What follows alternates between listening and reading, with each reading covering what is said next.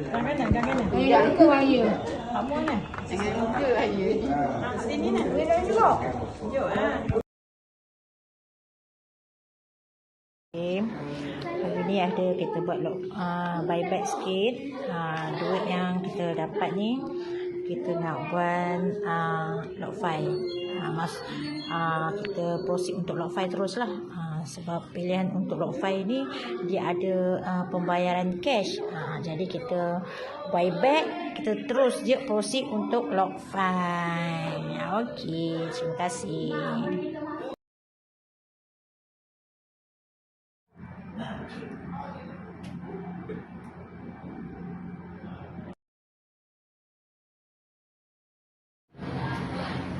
Kau mana?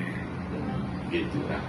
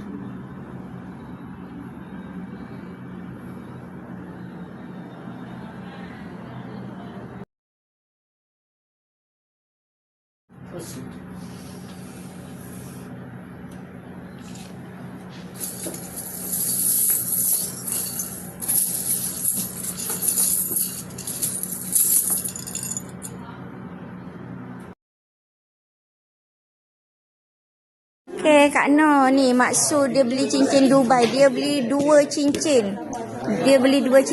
Nanti masuk makan. Maksud, dia orang nak Dubai juga macam maksud. Tu yang ni macam mana maksud punya tadi? Yang cantik mana tadi? Ini yang ni. Cincin Dubai tu. Apa? Cincin Dubai. Cincin apa yang mana? Dia ambil cincin viral. Ni fashion. Nampak? Dia dah ambil. Maksud ambil 2. Saya ambil 1 je. Moga kita baru 1 bulan. Maksud dah berbulan-bulan mengair. Okey, siapa yang belum beli yang kota baru datang. Masih sikit nak beli.